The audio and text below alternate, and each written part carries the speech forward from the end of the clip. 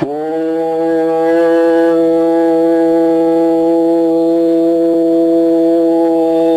ஈஸ்வரா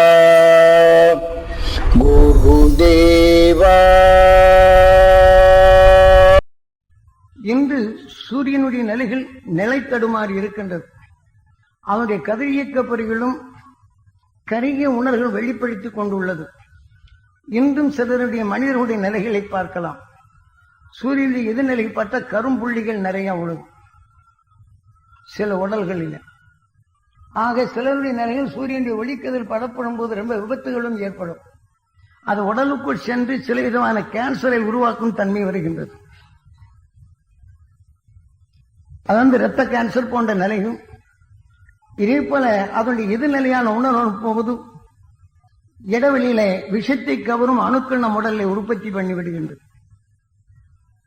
என்பதனை குருநாதர் தெளிவாக சொல்லுகின்றேன். விஞ்ஞான அறிவு கொண்டு மனிதனை மாற்றலாம்.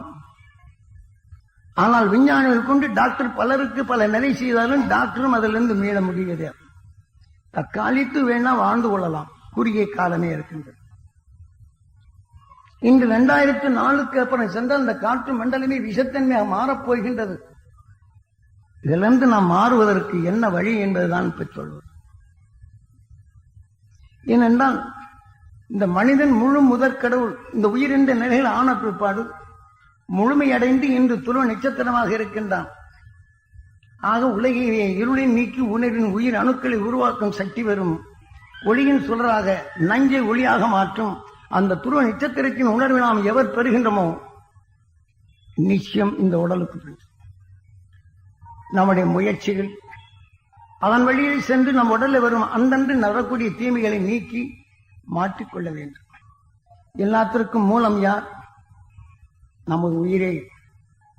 இதனை சேர்க்கும் உணர்வுக்கொப்பதான் இன்று அழகான உடலாக இருந்தாலும் அந்த வாழ்க்கையில் நுகர்ந்த உணர்வுக்கொப்ப அழகான உடலும் மடிகின்றது, அழகான சொல்லும் மடல்கள் மறிகின்றது, நல்ல உணர்வுகள் நாம் பெற முடியாத நிலைகள் மாறுகின்றது.